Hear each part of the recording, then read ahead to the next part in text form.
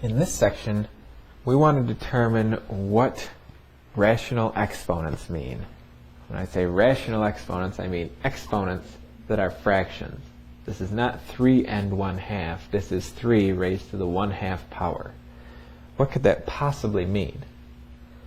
Well, we saw recently that if I square a to get b, that means that a is a square root of b. What does that have to do with 3 to the 1/2 power? Well, let's employ our exponent rules. If I square 3 to the 1/2 power, then the power to power rule tells me I can multiply those exponents. I get 3 to the 1st power, or simply 3. So I've squared 3 to the 1/2 power, and it gave me 3. Well, that tells me by this sentence that it must be true that the thing I squared is equal to the square root of whatever I got when I squared it. So 3 to the 1/2 power simply means the square root of 3. And there's nothing special about the number 3 here. For any base, in general, a to the 1/2 power equals the square root of a. If the 1/2 power means the square root, what then could the 1/3 power mean? Well, we can do the same thing that we did before. If we raise that to the 3rd power,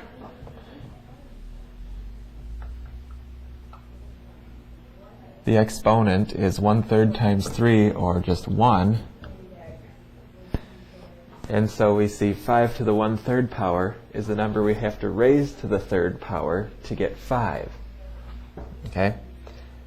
Which, as we saw before, if we raise a number to the 3rd power, if you raise a to the 3rd power to get b, that means the same thing as saying that a is equal to the 3rd root, or the cube root of b. Okay? Well, that means that 5 to the 1/3 power must be the cube root of 5. So the 1/2 power, where the denominator of the exponent was a 2, gave us the square root, which is a radical of index 2. The 1/3 power, where the denominator of the exponent is 3, gave us the cube root, a radical where the index is 3. Of course, this is going to be true of any denominator. So in general, a to the 1 over n power is going to be equal to the nth root of a. Or, in other words, the denominator of the exponent is the index of the radical. This is exponential form, or exponential notation. This is radical form, or radical notation. They mean the same thing. Let's look at a few examples of converting from exponential notation into radical notation. First one says 10 to the 1/8 power. This formula tells us the denominator of the exponent is the index of the radical. The denominator of this exponent is 8, which means we're going to have a radical with index 8, or the 8th root. 10 is the base, so it's the 8th root of 10. The next one is pretty similar. 32 to the 1/5 power, denominator of 5 in the exponent, tells us that we have a radical of index 5, the 5th root. The base of the exponent becomes the radicand for the radical, 5th root of 32. The main difference between these two examples is that we can do more with this. We can evaluate the 5th root of 32 and just get 2, because 2 to the 5th makes 32. So in some instances we'll be able to evaluate to a whole number. In some instances we'll have to keep it in radical notation. Next example, 4x to the 1/6 power. Well, again, the 1/6 power is going to tell us 6th root. Note the parentheses. They tell us that the exponent applies to all of this expression, 4x. 4x is the base of the exponent, therefore it becomes the radicand in our radical expression.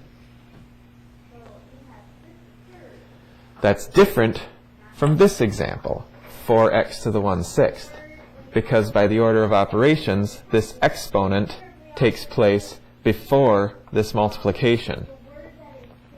So that means the exponent only applies to the x. X is the base, therefore x must be the radicand for our radical expression. So what do we do with this 4? Well, it's 4 times whatever this is.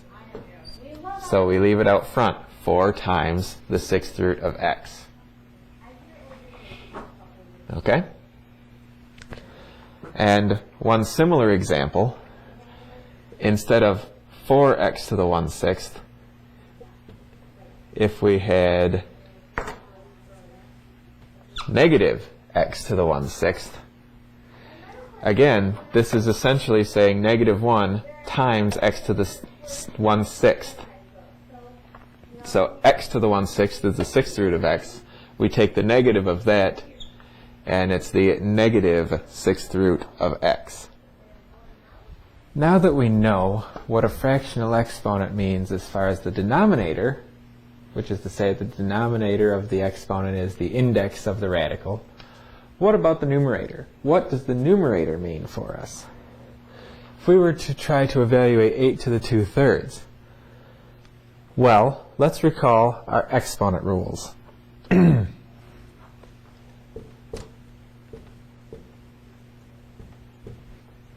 That's actually going to be the same thing as 8 to the 1/3 squared.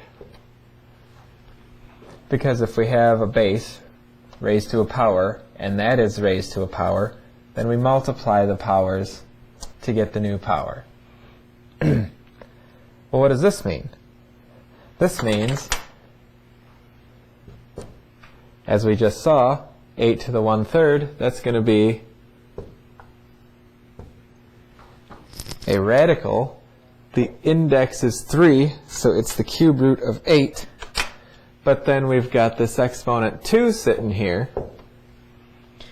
And so we've got the cube root of 8 squared. So it looks like the numerator of the exponent is just the exponent in the radical expression. We could go on to evaluate this thing. The cube root of 8 is 2, and 2 squared is 4. So 8 to the 2/3 power is 4. Another way to think of it, which is very closely related, is 8 to the 2/3 is equal to, using this same power rule,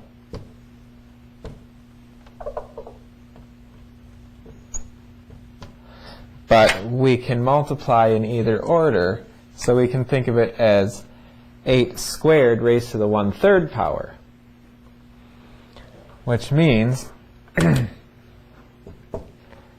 now the exponent 2 is part of the radicand. So we still have our index 3, but our exponent is down there now. Well, if we evaluate that,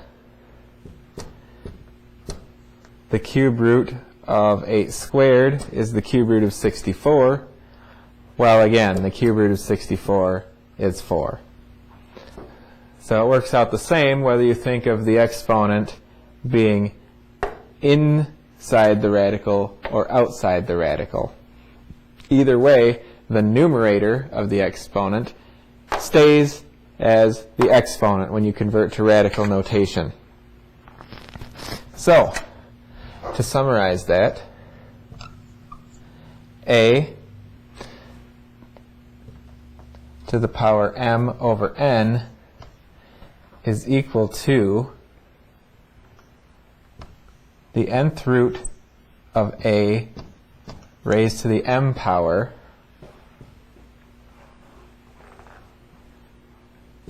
or the nth root of a raised to the m power.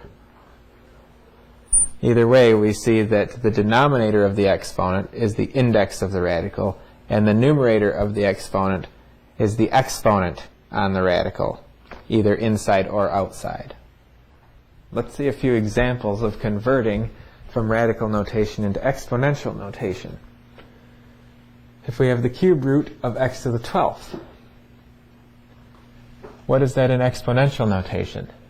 Well, the 12 is the exponent in the radical expression, so it's going to be the numerator of the exponent in the exponential expression. Of course, x will be the base, and then the cube root tells us that the denominator of the exponent is 3, so it's x to the 12 thirds. We could then simplify this further because 12 thirds reduces to 4.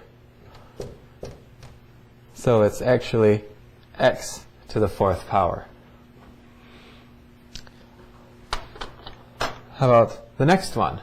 The 5th root of a cubed, b to the 4th, c squared, all raised to the 15th power. Okay? Well, we have this exponent here on the outside and some exponents on the inside. When we convert this to exponential notation, the best thing to do would be take our outer exponent and make that the numerator of our exponent. So our base is going to be a to the 3rd, b to the 4th, c squared. Our exponent will be 15 in the numerator. Index 5 means 5 in the denominator. Like in the previous example, we can reduce it a bit. 15 over 5 is 3. And now by those exponent laws that we keep talking about, we can take this 3 and multiply it by each of these exponents, since we have a product to a power, and in each of those factors we will have a power raised to a power. So 3 times 3 is 9, 4 times 3 is 12, 2 times 3 is 6. A to the 9th, b to the 12th, c to the 6th. Finally, the 9th root of 8y to the 3rd power. Again, 9 is the index, 8y is going to be our base, 3 is the exponent, so numerator and denominator of the exponent. We get 8y to the 1/3 when we reduce 3/9. Now, just like here, we can distribute that exponent with our exponent laws. 8 to the 1/3 times y to the 1/3, and 8 to the 1/3 is 2. It's 2 to the 1/3 power. If we wanted to write that in radical notation, we could convert that to 2 times the cube root of y.